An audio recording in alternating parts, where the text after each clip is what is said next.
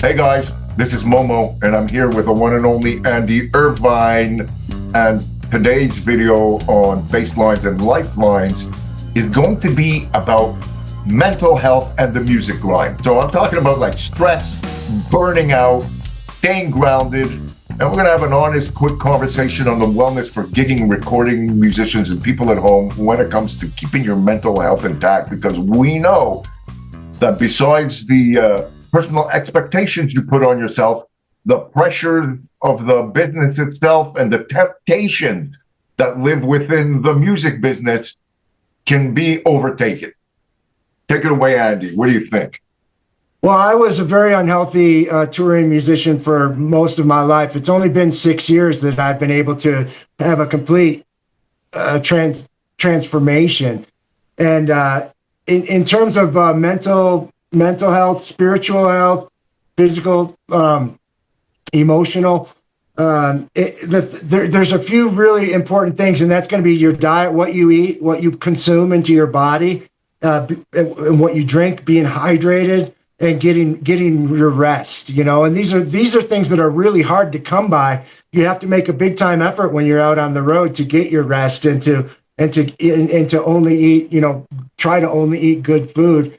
And then the other thing is like fresh air and exercise, moving your body in the outdoors. And what I would recommend, I can recommend this now because I'm not, do what I say, not what I do. This is what I do. If we pull in to get fuel and the bus unloads and everybody goes in to get snacks or whatever, I do like 4 laps around the parking lot. And when the door is about to close, I come zipping back in. I spend, if that vehicle is stopped, I'm out and moving the whole entire time. I might call my wife and talk to her while I'm walking. I mean, if this is the only time that I have.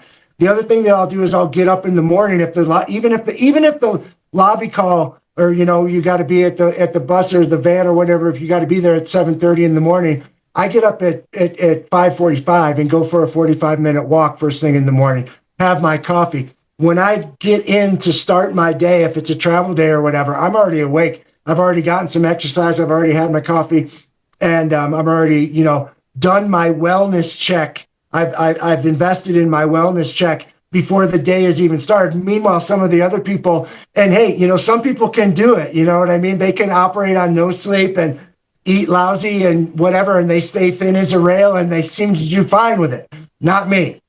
I have to get my exercise, and I have to get my sleep and get my rest. And when I do that, then I'm able to keep my wellness in check. When my wellness is in check, I'm able to get along with people. I'm able to do my job. I'm able to be a pleasant person to be around. You know what I mean? I'm able to make compromises and let things roll off my back when inconveniences happen, or, the show's happening, the show's not happening. The sound check's at 5:30. The sound check's at 7:15. There's constantly things changing, in the business that can be aggravating. So if your wellness is in check and your physical, mental, spiritual, emotional state is in good shape, then as these inconveniences and as these things pop up, you're able to just roll with it and not be a drama queen, not make a big deal about it, not get all discombobulated and screwed up over it. It's just like, oh, okay. Hey, I got an extra 45 minutes. I'm going to go for a walk down a few blocks down from the venue and see what's going on in this town.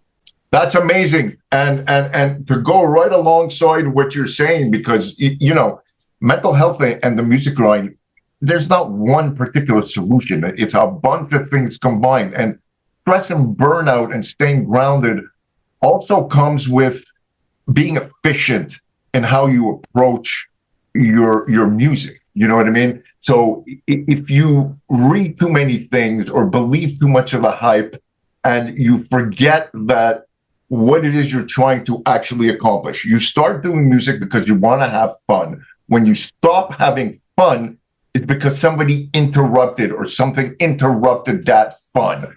And that's always been a problem. People with negative energy, people around you, music is something that works with harmony, and it works with discipline. And people that you surround yourself with, the information that you are reading should really be on the positive end, and should also be stuff that naturally is close to you as a human. I've watched people get really freaked out because they say, "Oh, fuck, I'm never going to be able to sound like Stanley Clarke. This is like way too like complicated." I always like to say, why don't you put the ish in it? Think Stanley Clarke-ish, right? And try and find something he's doing that will give you that feeling, and then you will find the road that will open up for you to expand in that direction, as opposed to trying to copy shit note for note in order to think that that's what it takes to make you that person. And then what happens is you get stressed, you get depressed, and you naturally burn yourself out from inefficient practicing and inefficient thinking, right? To how to become the musician that you wish you were. And you shouldn't have any expectations, because being a musician shouldn't be hard, right? It should be fun, and you should only attack the things that make you feel good.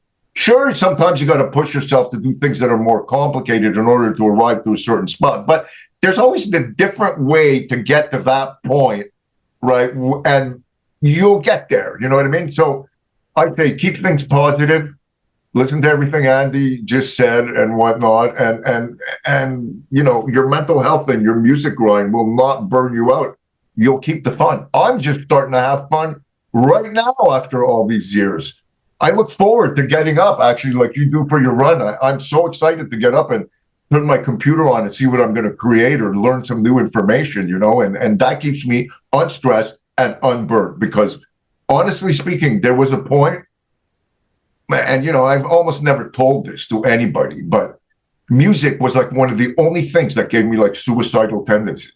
And I'm not a suicidal kind of guy, but I put in so much into music. Like, I'll tell you something I've almost never told anybody. When my father was dying when I was 14 years old, instead of being by his side, I played my first basement concert, because he would have wanted me to do that, because he always told me the show must go on. And I remember looking at those people sitting in the basement party saying, my father is dying right now, and I'm sitting here and I'm going to now play for you guys.